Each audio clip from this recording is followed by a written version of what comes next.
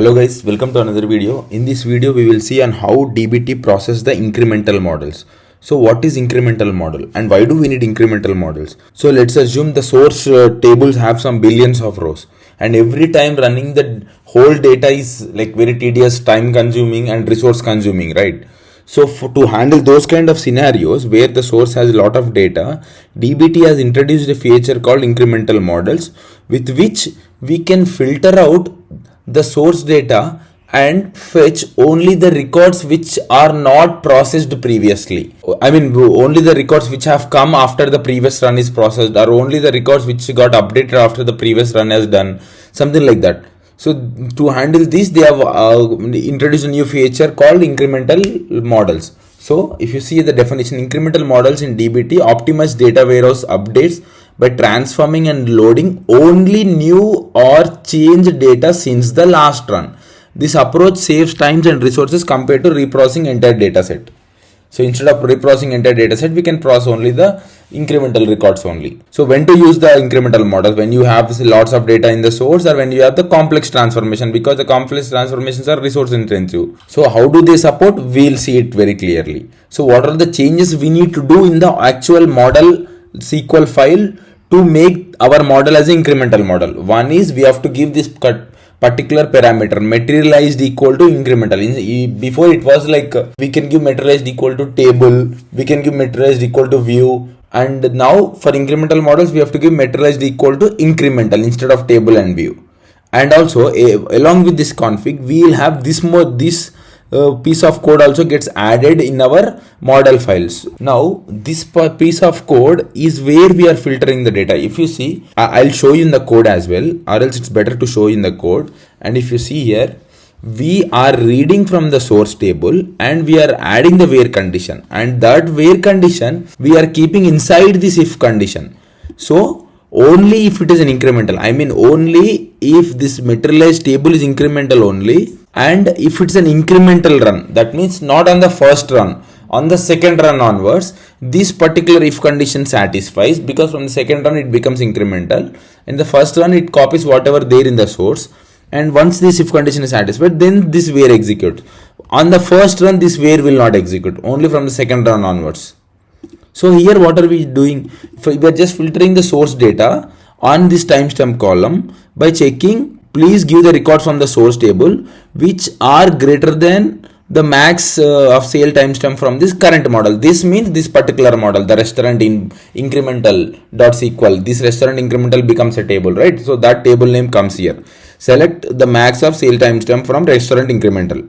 So this is how we filter out the data in the incremental models. Okay. And also you can either do like this with this if incremental, or else you can add this particular config parameter here as well after this line number 5. Both works the same way. Incremental predicates and this if condition both are the same. Either you can go with this or that. Here also we are doing the same stuff only. We are not doing anything different. Now the next thing we need to know is incremental strategy. So DBT has multiple incremental strategies like merge, delete plus insert, insert override, and the latest one from version 1.9 is micro batch, which I am going to explain in the next video about micro batch. But in this video we will see about merge, delete plus insert and insert override differences. Okay, so what exactly is the difference between these three?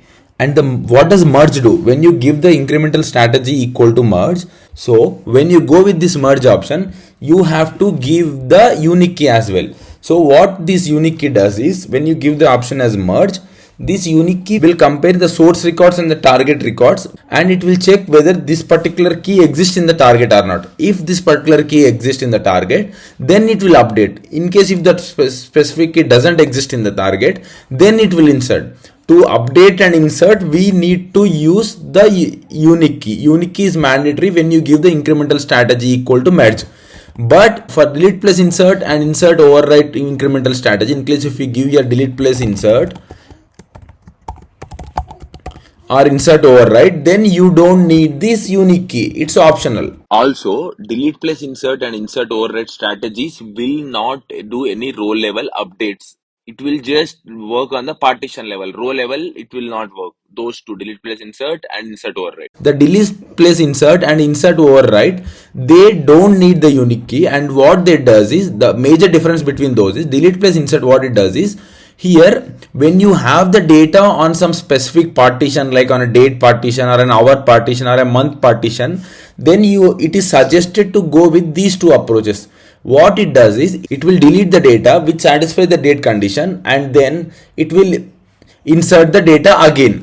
For suppose, let's assume we are processing the data for January 1 2025. So if you already have that partition in your target, then what it does is it deletes that partition first and then inserts the data.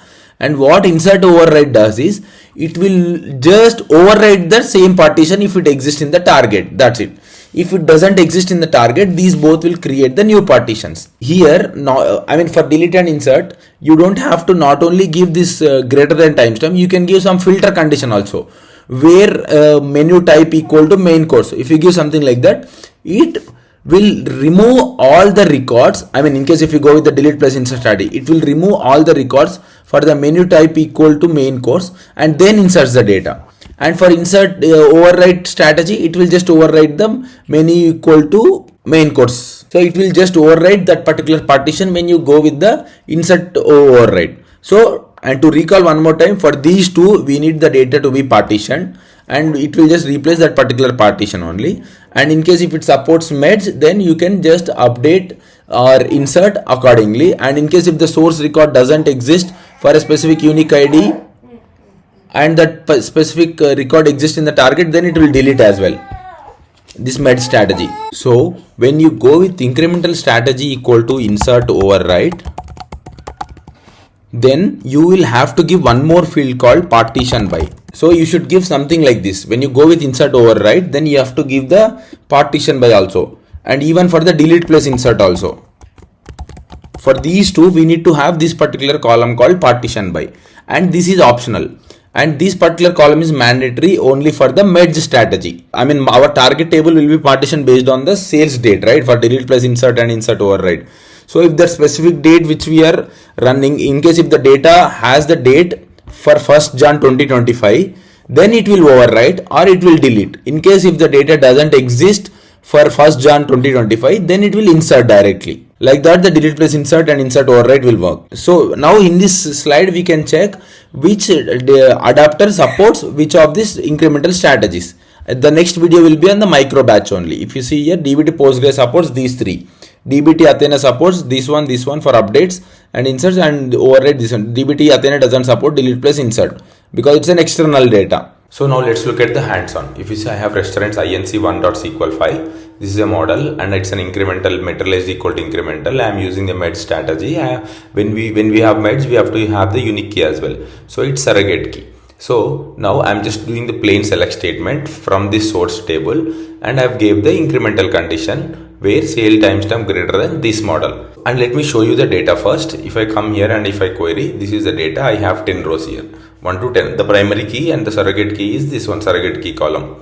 That's it. So now when I run it for the first time, I should see this particular table gets created in the target, which won't be the incremental for the first run, because this where condition will not satisfy in the first run. It will keep on satisfied from the second run when you mention this if condition, when you have this materialized equal to this one. So now let me run DBT run. So I have triggered DBT run. So my INC1 should be created, which is created, and it has 10 rows written into my target. So now let me go and query the table. So if you see, I have the same 10 rows which came here.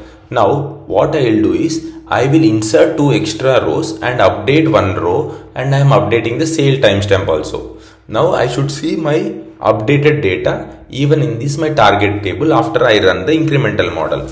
If you see the 10th one, the 5th row is not updated here. Everything is the same, the timestamp. So now let me run this model again.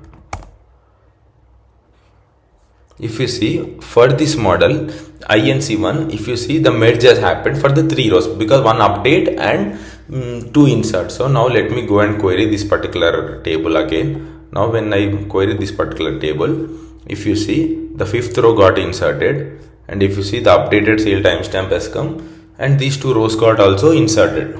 That's it. So this is how the incremental model works. Here, instead of here the data is so small, which is fine, but in an ideal case, instead of reading the whole set of source table, it will just query only the required records from the source table. And similarly, I have another model which is I have, as I am doing DBT run, it might have already executed. I have another table here. I am using delete plus insert. Similarly, how I have used merge here, I am using delete plus insert. As we know, when using delete plus insert, we have to use partition by, and you have to mention the field you are partitioning the data on. I have triggered every time the same as well. If you see this particular table, again it got inserted, delete plus insert, right? So it got delete plus insert, and the first time it has inserted the 10 records only.